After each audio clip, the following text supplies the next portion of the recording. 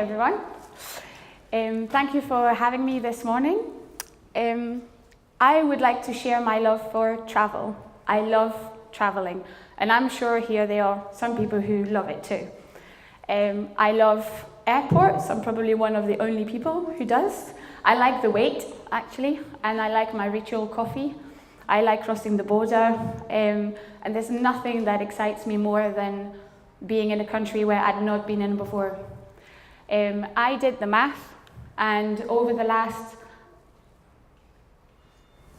5 years, I traveled to about 20 countries. I was really, really lucky that this was part of my work. Like Alex said, I used to work for an organisation called the Homeless World Cup Foundation, and though it's based in Scotland, the Homeless World Cup works with over 70 countries around the world. What they do is they're an umbrella organisation for street soccer programmes. So they can be social enterprises, big NGOs, or small groups of volunteers who all use football as a tool to help the most marginalised people in our societies, people who live on the streets, or people who are out of prison, in prison, or people who've been displaced because of war. It's taken me to a lot of different places, Chile, Romania, Indonesia, and I was really lucky that my job, sometimes described as the best job in the world, was to just travel and see what people were doing with football and how they were doing it and what kind of an impact it had. I used to spend something like 3 to 4 months away, come back to Edinburgh and be inspired by the generosity and the willpower and all the hard work that was put up by people in a lot of different countries to make the world a better place. I love traveling so much that when I quit my job at the Homeless World Cup, I got a tattoo of an aeroplane on my arm. You can see it a bit later. To remind myself that even though it wasn't my job anymore, I could still travel and I should still travel. Today, it's made really easy for us. We can go online, book a flight, book a hotel in a minute. We can read a guide, we can go to websites and they will tell us what to do, what to see, where to eat. But if we take the time and think about how we travel, do we really go beyond destinations? Do you really take the time, if you're on a weekend away to Barcelona, to see what Barcelona is really like? So do you go to Italy, if not for the pizza and the gelato? I know I do. Or to Amsterdam to smoke in a coffee shop, for instance. Because I only ever started traveling when I started working, I got to see places in a light that was completely different than if I had seen it while being a tourist. One of the best examples of that is when I traveled to one of my favorite countries in the world, which is Bosnia-Herzegovina in Eastern Europe. When I told my mother I was going to go to Bosnia on my own for a few weeks, she nearly had a fit. She thought I was going to be kidnapped and she was never going to see me again. I've been several times now and she's used to the idea. But to me, Bosnia is an amazing country. It's beautiful, has bright green waterfalls and rivers and scenery. And the best way I think to describe it, I always say, if you have to choose a country where Snow White would live, then I think she would live in Bosnia.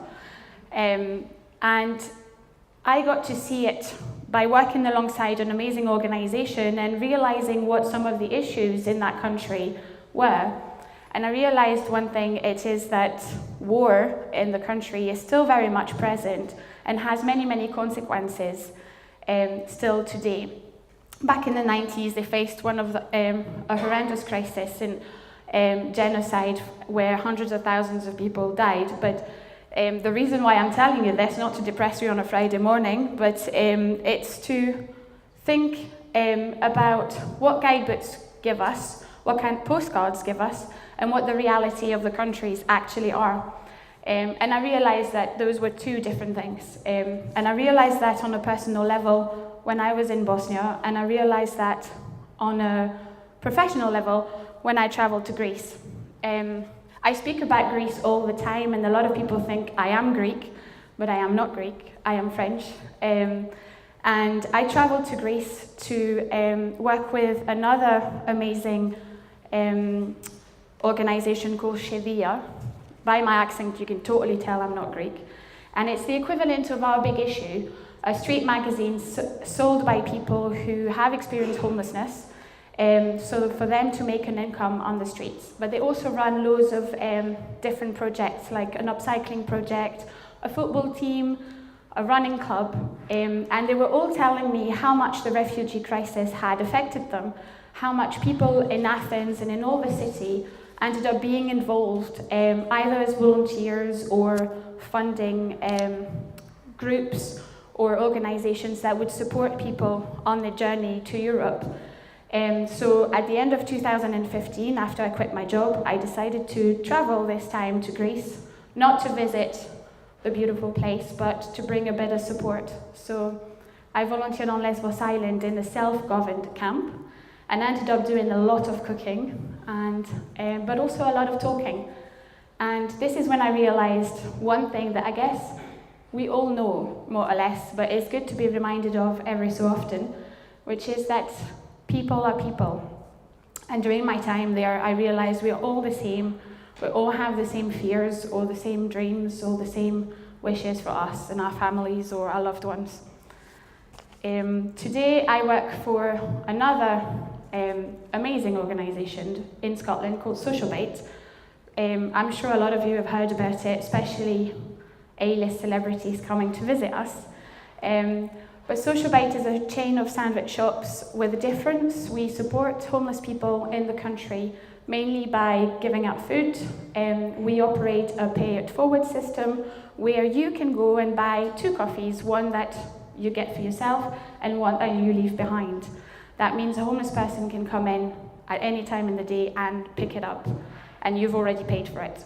We organise Christmas campaigns, we organise events where we distribute food, but we also employ people in our cafes, in our kitchens, and we support them through employment. We support them through housing, we support them with budgeting, with everything that you may think is necessary to kind of get your life back together.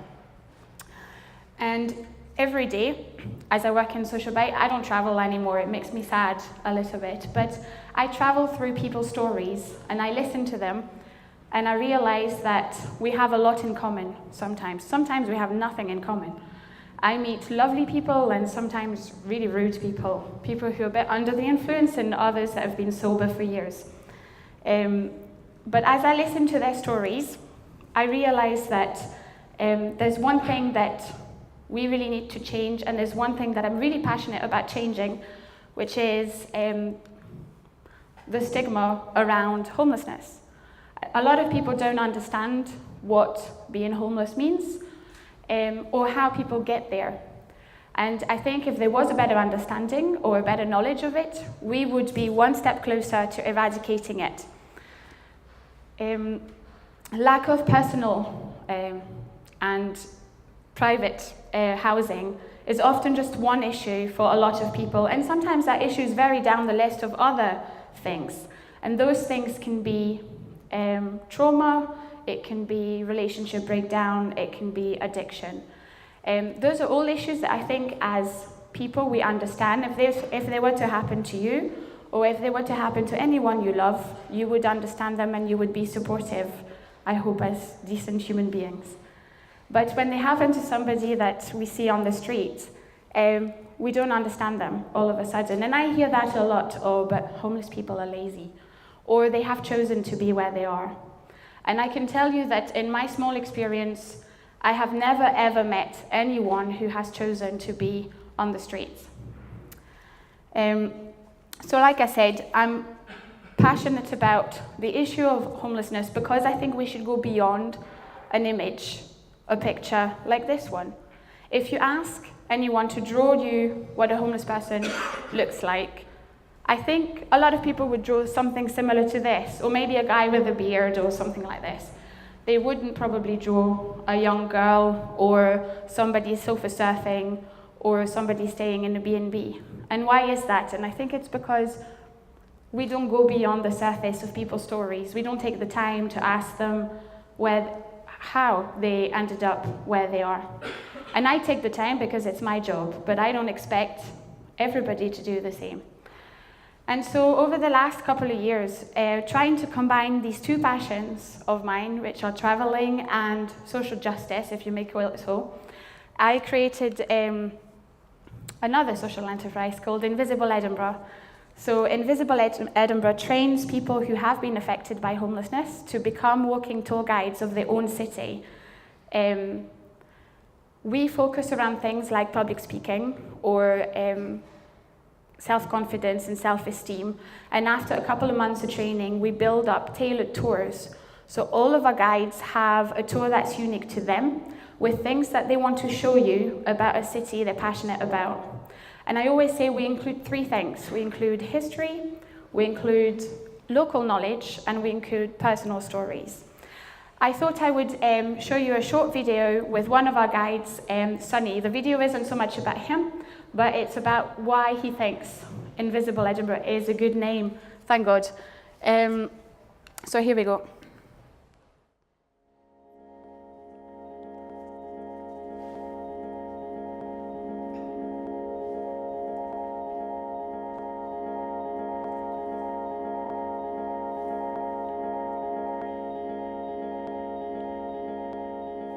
I was homeless for about 2 years. I was only sleeping rough maybe for about 4 weeks. It's a bit slow. But to be honest, I couldn't handle sleeping rough. It should work. There we go. It was brutal being homeless, to be honest. Like, you just need to fend for yourself, and it's good what the project's called Invisible Edinburgh, because you do feel like invisible to people. Like, you're just nothing when you're homeless. Nobody wants to help you, but that's what a lot of people think. My name's Sonny Murray, I'm 37 and I'm now a tour guide with Invisible Edinburgh. And I'm glad that I work for a project now that's giving ex-homeless people a chance, and homeless people now, if they want to take that chance. Most people that go on tours in Edinburgh, like, they just expect stories and ghost tours and things like that, but with Invisible Edinburgh it's a bit more unique. We also show like a personal thing to the tours. Like, I talk about personal things that's happened to me while I was homeless and show some of the projects and stuff that's helped me. I think it'll definitely show a different side to people being homeless, or people that are homeless and they're just drug addicts and alcoholics. They've actually got something about them. If they get given a chance, they can do something with their lives. Some of the projects, like I show on the tour, have helped me while I was homeless. Normally in tours people wouldn't see that, so with Invisible Edinburgh you get to see these kind of things that are actually helping homeless people. It's been fun taking people about the city, tours, and when I used to be homeless it felt like I was a tour guide showing people around the city all the time, and people would be nice to me sometimes, give me money for it and things like that, but I never ever thought I'd actually be a tour guide, so to have the opportunity of doing it, it's brilliant.